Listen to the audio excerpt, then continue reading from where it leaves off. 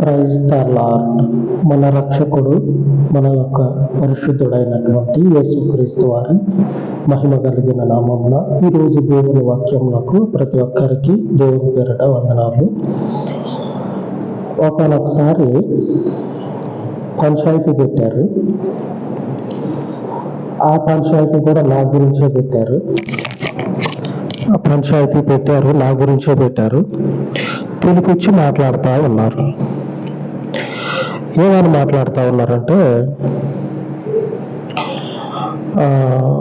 దేవుని గురించి చెప్పటం తప్పు కాదు, కానీ మనకున్నది ఏదో దానిని విడిచిపెట్టుకొని చెప్పటం తప్పు అని మాట్లాడుతూ ఉన్నారు. నేనన్నా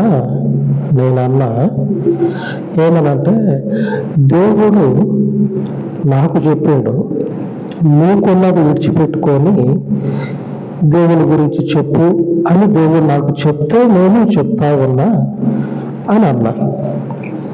ఈ మాటకి వాళ్ళు ఒప్పుకోవట్లా. అబ్రహాముకి దేవుని మాట అదే, అపోస్తలుడైనటువంటి పౌలుకి దేవుని మాట అదే. పాత నిబంధన కొత్త నిబంధనలో దేవుని మాట వీళ్ళిద్దరికి ఏంటంటే, నీది అనేది నీకొద్దు, నాది అనేది నీకు ఉండాలా, కాబట్టి బయటకు రండి. నీది అనేది ఏది ఉంటుందో దాంట్లో నుంచి బయటకు వచ్చి నాది అనేది ఏది ఉంటుందో దానిని పట్టుకొని మీ జీవితంలో మీరు వెనక్కి చూడకుండా ముందుకు నడవండి అని అబ్రహాముకి, అపోస్తలుడైనటువంటి పౌలుకి మన దేవుడు చెప్తే వాళ్ళు ఆ రీతిగా నడుచుకున్నారు. నాకు కూడా దేవుని మహాకృపను బట్టి, ఇంతంత కృప కాదు కానీ మహాకృప అనుకోవాలి. అదేదో నాకు వచ్చి పడ్డది. వచ్చిన దాన్ని కాలదనుకోకుండా ఇంతకంటే భాగ్యం ఏముంటుంది?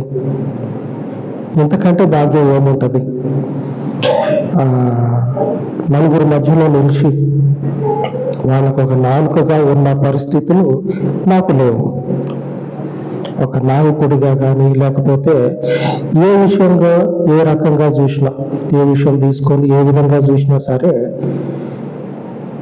ఈ నోట్లో నాలుక లేనోడు వీడు అనే స్థితిలో ఉన్నటువంటి నన్ను దేవుడు ఆయన సువార్తను నాకు ఇచ్చి ఆయన సువార్తను నాకు అప్పచెప్పి, నీది అనేది ఏది ఉంటుందో దానిని విడిచిపెట్టి దీనిని నీది అనుకొని నన్ను అనుసరించని చెప్తా ఉన్నా. నేను ఇదే మాట పెద్ద మనుషులకు చెప్పా.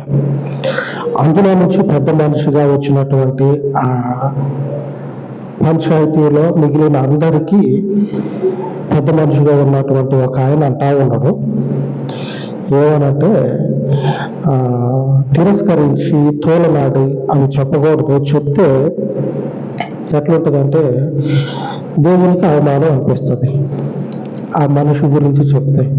ఎందుకంటే ఆ పెద్ద మనిషి దేవుని రక్షణ తీసుకొని మాట్లాడుతూ ఉన్నాడు. అందుకే ఆ మనుషుని గురించి చెప్తే ఒకవైపు నుంచి దేవునికి అవమానం కదా, ఇంకెందుకు ఆ మనిషి గురించి చెప్పటం? దేవుని రక్షణ తీసుకొని ఏమంటా ఉన్నాడంటే, దేవుని గురించి చెప్పవద్దు, నీది అనేది విడిచిపెట్టవద్దు అని చెప్తా ఉన్నాడు. నేనేం చెప్పిన అంటే, నాది అనేది నేను విడిచిపెడతా, దేవుడి అనేది నేను పట్టుకుంటా అని చెప్పిన. అక్కడితోటి నేను చెప్పే సమాధానం అయిపోయింది. ఇక ఆయన మొదలు పెట్టండి. ఇక ఇది ఉంటుంది కదా, ఏదంటే లక్చర్ ఇవ్వటం, ఒకటే తీరుగు చెప్తా ఉన్నాడు. నేను ఇవన్నీ పట్టించుకోవాలి, మొత్తం తీసి పక్కన పెట్టేసిన, నాకు అవసరం లేదండి. ఆ మనుషునికి దేవుని రక్షణ ఉన్న తర్వాతనే ఈ రీతిగా మాట్లాడుతూ ఉన్నాడు. లేఖనం ప్రకారంగా మనం చూసుకుందాం ఆ మనిషి గురించి యేసు ప్రభు ఏమంటా ఉన్నాడో. మత్తయి సువార్త 18వ అధ్యాయము 6వ వచనంలో యేసు ప్రభు వారు చెప్తా ఉన్నాడు, నా యందు విశ్వాసం నుంచి ఈ చిన్న వారిలో ఒకరిని అభ్యంతరపరచు వాడెవడో వాడు మెడకు పెద్ద తిరుగటి రాయి కట్టబడిన వాడై మిక్కిలి లోతైన సముద్రంలో పడవేయబడుట వానికి మేలు. ఇప్పుడు పెద్ద మనుషుల దగ్గరకి చిన్న పిల్లల్ని అసలు రానివ్వరు. అది అంతటా జరిగేది. కానీ దేవుడు అంటా ఉన్నాడు, పెద్ద మనుషుల దగ్గరికి చిన్నపిల్లల్ని రానివ్వండి.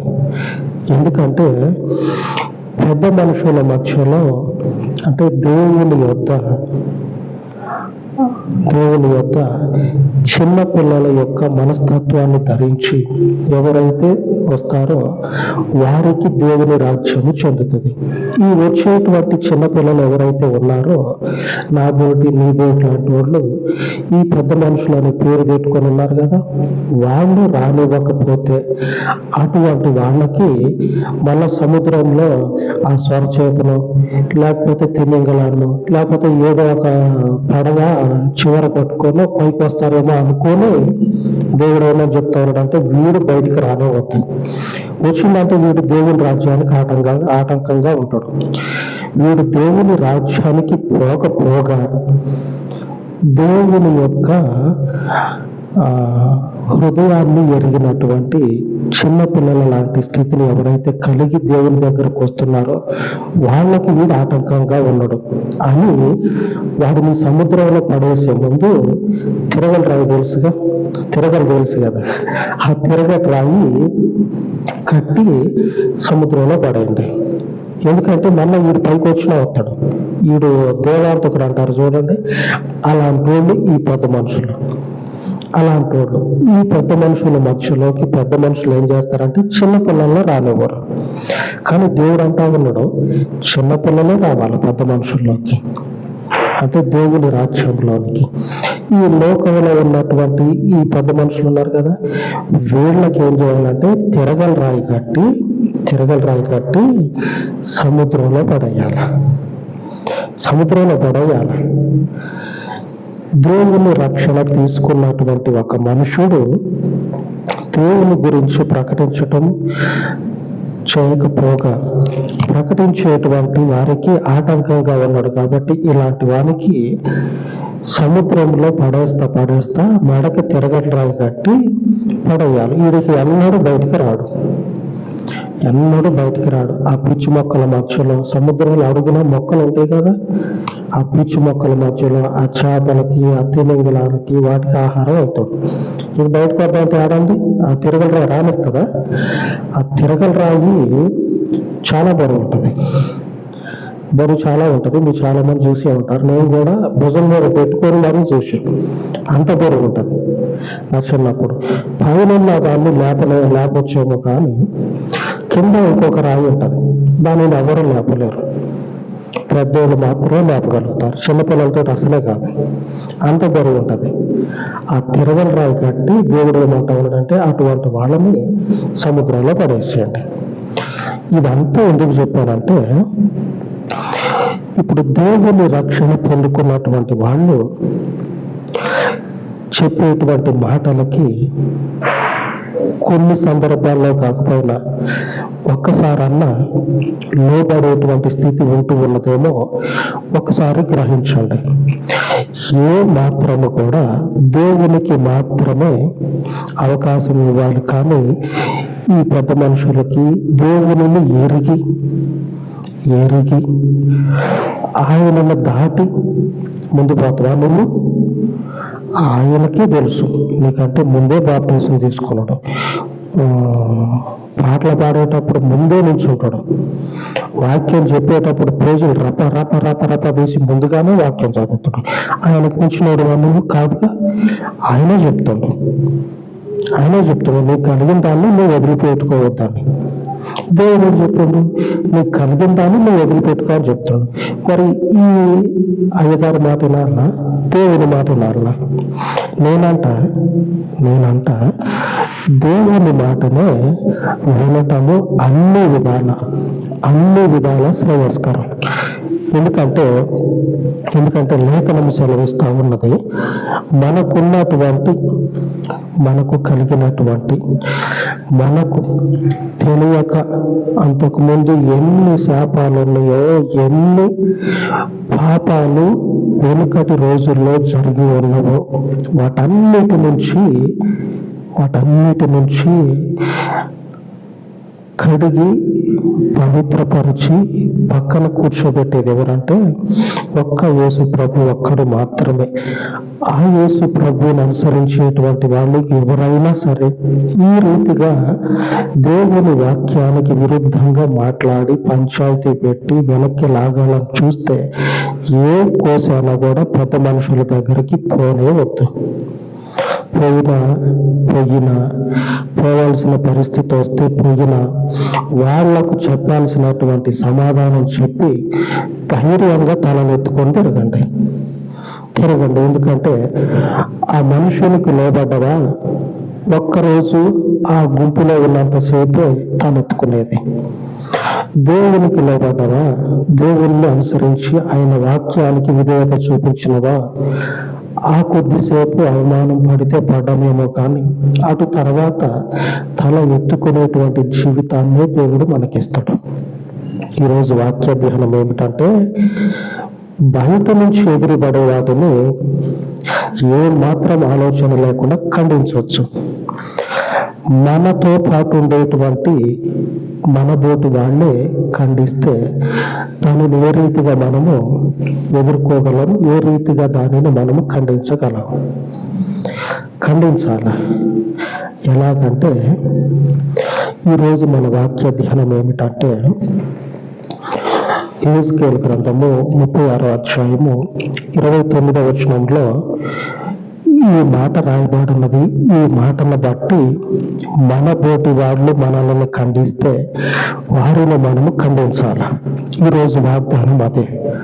29వ వచనంలో రాయబడి ఉన్నది, నీ సకలమైన అపవిత్రతను పోగొట్టి నేను మిమ్మల్ని రక్షింతును. దేవునికి స్తోత్రం కలుగును కాక. ఎందుకు ఖండించాలంటే, బయట వాళ్ళంటే ఏదో ఒక మాట అన్నారనుకోండి, ఇక ఎమ్మడే లేచి నిలబడి మాట్లాడవచ్చు. ఆ లేఖనం ఈ లేఖనం తీసి ఆది కాండము ఇటు ప్రకటన గ్రంథం తీసి 4 మాటలు దమ్ము తెలపచ్చు. బయట వాళ్ళైతే మనతో పాటు నడిచే వాళ్ళే కనుక మాట్లాడితే ఇలాగ మాట్లాడాలా.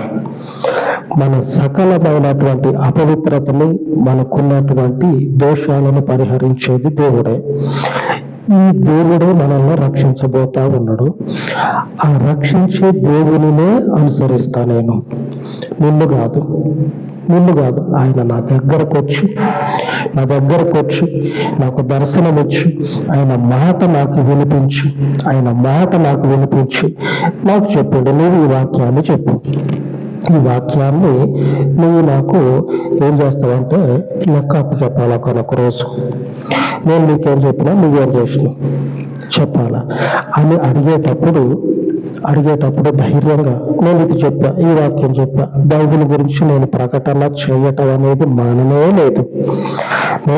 మానుకోనే లేదు అని ధైర్యంగా చెప్పే అంత స్థితిని మనము కలిగి ఉండాలంటే దేవుడు చెప్తా ఉన్నాడు, లేఖనాలు సెలవిస్తా ఉన్నవి. ఆయన మాత్రమే సకలమైనటువంటి అపవిత్రతను పోగొట్టి మనల్ని రక్షించే దేవుడు. ఈ రక్షించే దేవుని మాటనే నేను పట్టుకొని నడుస్తా ఉన్నా. నాకెందుకు మరి? అబ్రహాం చూసుకోలేదు కదా. అబ్రహాము ఈ రోజు నాది అని చూసుకుంటే అనేకులకు తండ్రిగా ఉండకపోయి ఉండేటోడు, అసలు సంతానమే కలగకపోయి ఉండేది. నాది అని చూసుకుంటే అసలు అబ్రాహాముకి సంతానమే కలగకపోయేది. దేవుని మాటకి లోబడినందుకు, నాది అనేది విడిచిపెట్టినందుకు ఇప్పుడు మనకి కనపడట్ల భౌతికంగా, కానీ పరిశుద్ధ లేఖనాలలో ఆయన జీవితము కనబడతా ఉన్నది. ఆయన గురించి రాయబడింది, దేవునితో ఆయన యొక్క జీవితం ఎలాగుందో రాయబడింది కనపడతా ఉంది. కనపడతా ఉన్నది. ఇంత రక్షించేటువంటి దేవుని కాదని నీ మాటను పట్టుకుంటే ఒరిగేది ఏముంది? అది కాకుండా లేఖనాలలో స్పష్టంగా దేవుడు చెప్తా ఉన్నాడు, ఇలాంటోడు ఎవడన్నా సరే ఎదురైతే ఏ మాత్రం కూడా ఉపేక్షించకుండా వాని మెడకి పెద్ద తిరగలరాయి కట్టి కాలవలో కాదు, చెరువులో కాదు, సముద్రంలోకి తీసుకుని పడేయండి. సముద్రము ఎక్కడ పడేసినవో అక్కడికే పోయి మళ్ళా మనం వెతికితే కనపడ్డు. ఎందుకంటే అంత లోతు ఉంటుంది.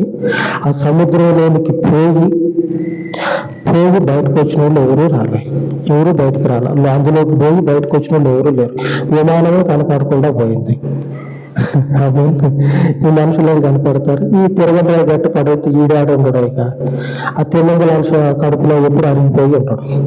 మన ఇంటికి ఆలోచన చేసుకుని వచ్చే లోపు ఆ తిమ్మంగల చేప తిని ఆరాయించుకుంటాయి. ఇంకేడు జరుగుతాడు? లేఖనము సెలవిస్తా ఉన్నది, నీకు ఎవడైతే అడ్డుగా ఉంటాడో వారిని ఎంత మాత్రం కూడా నేను ఉపేక్షించను అని దేవుడు చెప్తా ఉన్నాడు. కాబట్టి మనము నడుస్తున్నది సత్యము. ఈ సత్యము ఎంత సత్యమో ఆయన రక్షించేది కూడా అంతే సత్యం. ఆమె దేవుడు మనల్ని రక్షిస్తాడు. దేవుడు ఈ ధైర్యముతోటి దేవుని అడుగు చాడలను విడువక ఈ తెలిసి తెలియని దేవుని సత్యాన్ని గ్రహించడమనే స్థితిలో ఉండి అంధత్వంతో తిరుగుతున్నటువంటి వారిని ఏ మాత్రం కూడా పట్టించుకోవద్దు. మనకి దేవుని సత్యవాక్యము, అలాగనే ఆయన సత్య దర్శనము, ఆయన నిజమైనటువంటి దర్శనము మనకి గుర్తు. ఆయన మనతో పాటు ఉండి ఆయన చేసేటువంటి కార్యాలు మనకి రుజువులు. ఇవే రుజువులు మనకి. ఆయన మనతో ఉన్నాడు, మనమున్నది సత్యమునందు అని. ఆ సత్యవంతునికి ప్రార్థించుకుందాం. ఆమేన్. అలాగా ప్రార్థన చేసుకుందాం. పరిశుద్ధుడు అయిన తండ్రి, సత్యము, యథార్థత, పరిపూర్ణత నీ మార్గమునందు అంటుకట్టబడి ఉంటూ ఉండగా, ఈ సత్య మార్గమునందు అంటుకట్టబడినటువంటి నీ వాక్యము చేత, నీ దర్శనాల చేత ముద్రించబడి ఈ స్థితిలో ఎందరైతే ఉంటూ ఉన్నారో సహోదరుని అయ్యా, అలాగే ప్రతి కుటుంబాన్ని కూడా జ్ఞాపకం చేసుకొని వారి జీవితాలలో నీ పరలోకపు శక్తి కలిగిన కార్యాలు, మనుషులవి కావు, పరలోకపు శక్తి కలిగిన కార్యాలను జరిగించి వారికి రుజువుపరచమని. ఎందుకంటే మనుషుని అపవిత్రత అంతా కూడా పోగొట్టగలిగి రక్షించగలిగింది నీవు మాత్రమే అని మా జీవితాల్లో కూడా మాకు రుజువులు కావాలా. మేము నన్ను నీ అందు నడుచుటకు మాకు రుజువులు అనేవి నీ ద్వారా కావాలి. ఆ రుజువులను తండ్రి మీరు కనపరచి, మీరు మా జీవితాల అద్భుతాలు జరిగించి మరొక మారు నీ మందిరమును దర్శించి, ఈ మందిరమును అనుసరించుచు ఉన్న ప్రతి కుటుంబాన్ని, సహోదరుడిని మీ మార్గములో స్థిరపరచమని, దీవించమని, దినమంతయు మీ చేతి నీడలో మీ కృపలో వర్ధిల్లచేయమని యేసుక్రీస్తు శక్తి కలిగిన నామమున ప్రార్థించి వేడుకొనుచు ఉన్నాను తండ్రి. ఆమేన్, ఆమేన్. పరిశుద్ధుని కృప మనలను విడువక నడిపించును గాక. ఆమేన్, ఆమేన్.